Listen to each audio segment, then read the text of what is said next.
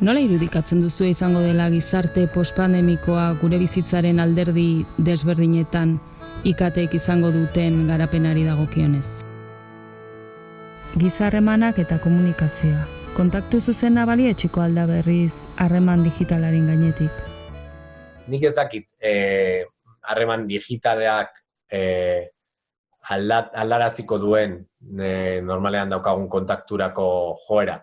Baina argi daukat, alde batetik ikusi dugula gauza batzuk posible direla, beraz egin ditzakegula teknologiaren bidez, baina argiago daukat ikusten garenean, edo elkar ukitzeko gaitasuna daukagunean, kristona izango dela. Esan momentu horiek uste dut baloratuko ditugula, behar bada gero ahaztutzen zaizkigu, baina baloratuko ditugula gehiago. Baina beste gauza bat ere esango nuke, orain arte asko bereizten genuen zertzen benetakoa, fisikoa, esaten geniot, eta virtuala.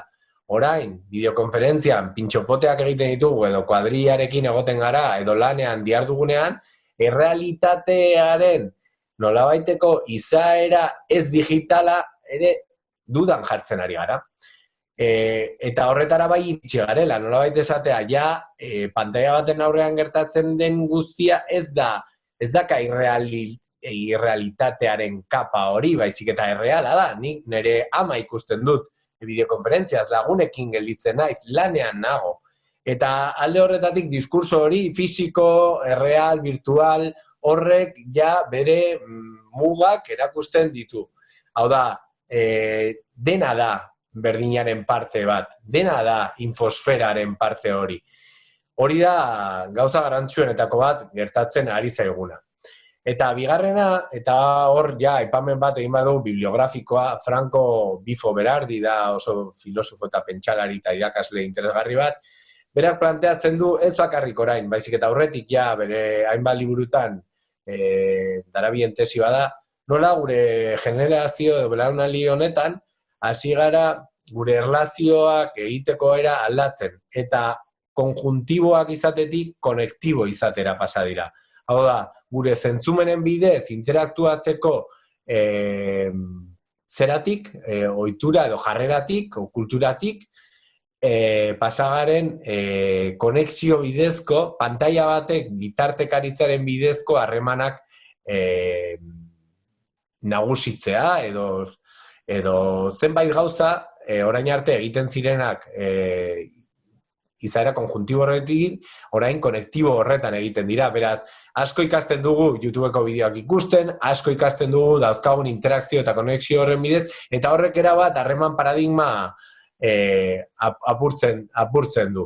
Eta horrek sortuko ditu, sortzen du aldi berean, infosferak, informazioaren uholde eta jario horrek gugan eragin psikologikoak izatea. Horregatik ere, pandemia hau baino lehenago, ziren beste pandemia batzuk lotuta depresioarekin, beste batzuk antsiedadearekin, eta gure nolabait gaitasun psikologikoak baino, gure gaitasunen gainetik ari ginen zenbait gauza egiten, eta horrek eragin fisiko eta psikologiko batzuk zituela. Ez dakit honek balioko digun oreka hori bilatzera joateko edo kontrakoa nolabait nagusituko den izaera konektibo hau eta pantalla bitartekaritza horri hartuko diogun tamaina edo ez. Nik segurazki egongo dira lan lerroak nun saiatuko garen toki bat egiten pantailei eta gure sozialidade kontaktuzkoa gertuko hori balio esten. Egongo dira lan lerroak, baina beste lan lerro batzuk edo izaera batzuk joango dira segurazki justo kontrara. Hau da, gero eta hiperkonektiboago izatera eta gero eta mediazio handiagoak izatea pantailan bidez. Orduan, ni proposatzen dudana da, gelditzea momentu batez, pentsatzea eta soziabilizate berri horiek aukerak ere eskaintzen dituztenak gizartea hobetzeko, teknologiaren bidez ez dira kontrako tresna bezala erabili nahi dute batzuek, beste batzuek aldiz, gizartea hobetzeko baliagarria direla ere esan dezakete, horiek denak zentzu kritiko batean aztertu eta erantzun kolektiboak emateko gaitasuna da aldarrikatu nahi duana. Oso ondo pentsatu behar dugu nola sozializatzen garen eta nola sozializatu nahi dugun hemendik aurrera. Eta hor bakoitzak badauka zer esana, baina kolektiboki ere erantzun bat eman behar diogu.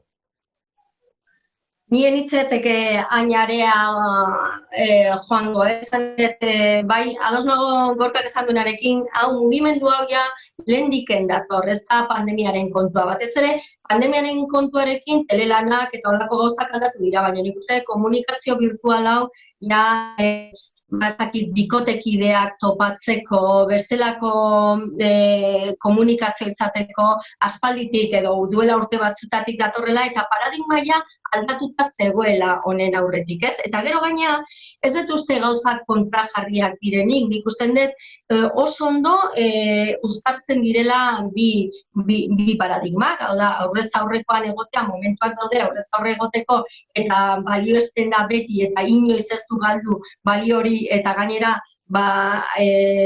oso baloratuta izango da batez ere ateratzen garenean hemendik egoera honetatik, baina nik uste dut jakin behar dugula bereizten, online irakaskuntza eta aurrez aurrekoa berdinak ez dira bezala, hemengo komunikazioak, batzuetan aurrez aurremanetan gauza batzuk egin litezke askoz ere hobeto, beste batzuk ez, eta alderantziz. Beraz, nik uste dut hemendik aurrera duela, ez hemendik aurrera, duela urte batzuetatik ja, badara matzagu Gorkak esan duen azken simbiosi horrekin, ez? Bizitza bakarra da eta batzuetan erabiltzen duzu komunikatzeko modu bat gauza baterako eta besterako.